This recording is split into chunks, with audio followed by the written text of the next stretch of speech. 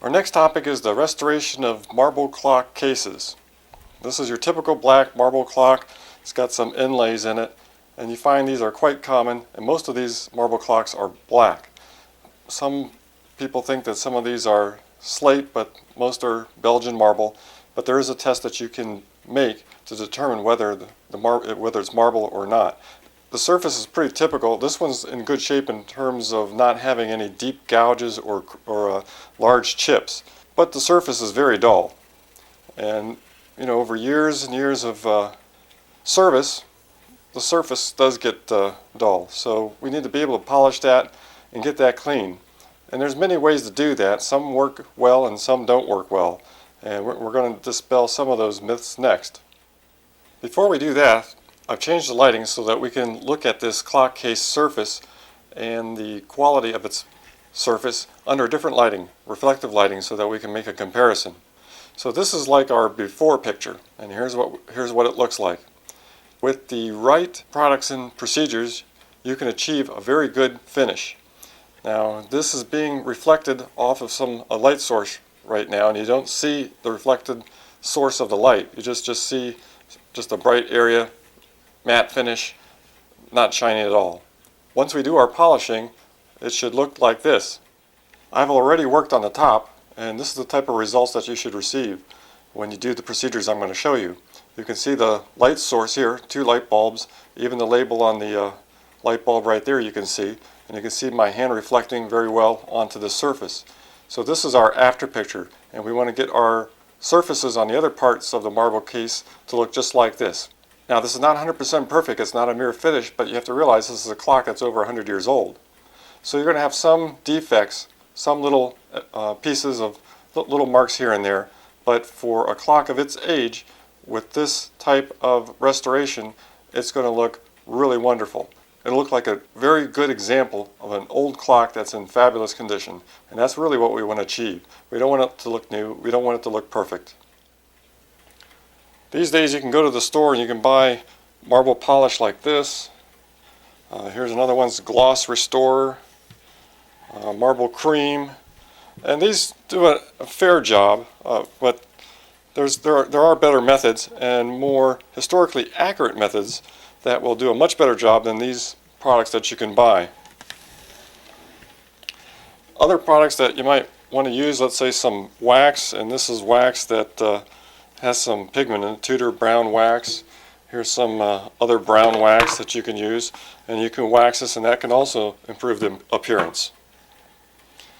But the first step that you want to do with your clock, and we're going to work on one of the sides first, is you just want to take some soapy water. Mostly you want to use dishwashing soap, so you don't want to use anything that has any heavy detergent, just the type of liquid soap that you use to wash your dishes. And you're going to apply it on here, not liberally, but very conservatively, because this is put together with plaster. There's plaster under here, so if you get the plaster wet, your case is going to fall apart, and you don't want that to happen. So you're going to use just a little bit, and we're going to do some cleaning with some dishwashing liquid next. We'll work on this side surface here, and we can take a little closer look. It looks like there's some kind of tape or some kind of cellophane tape maybe that someone had on here. Something's on here, and we've got some dirt and grime, got some dirt in the corners here. So this is a good surface to work with. And I've got my soapy water here, and I'll just dip my cloth in there just a little bit like this, and I'll just wipe it on the surface. But I won't leave it on the surface. I'll just wipe it on, take a dry cloth, immediately follow it up with the dry cloth and wipe it off. And then I'll go to the next section.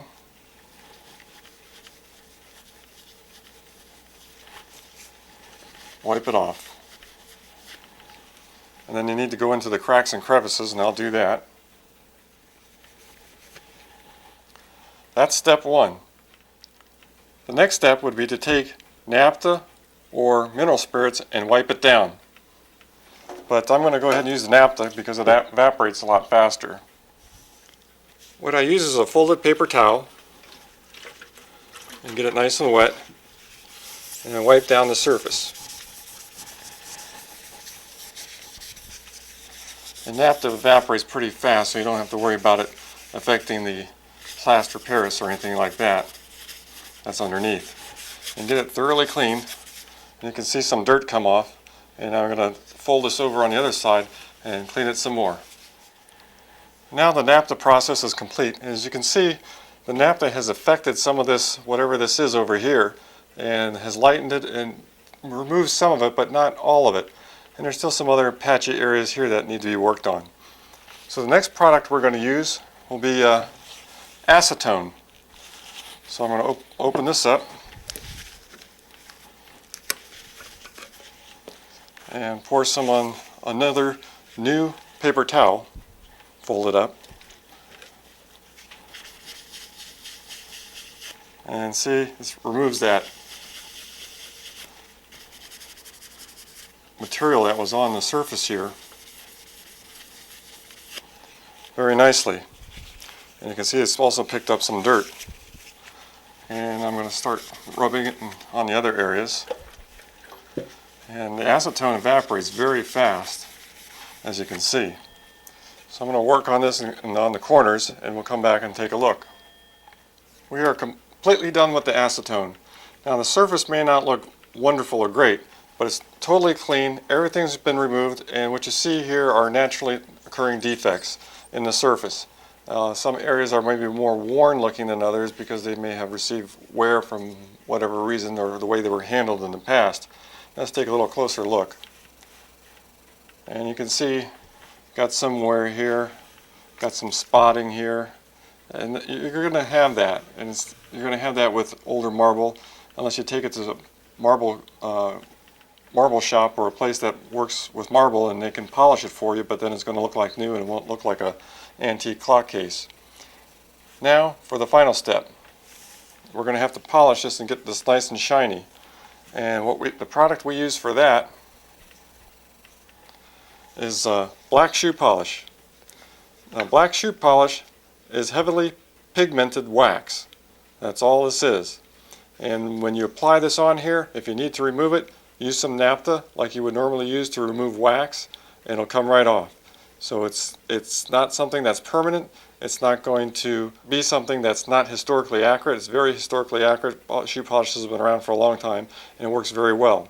So we're going to go ahead and apply some shoe polish, and we'll do that next.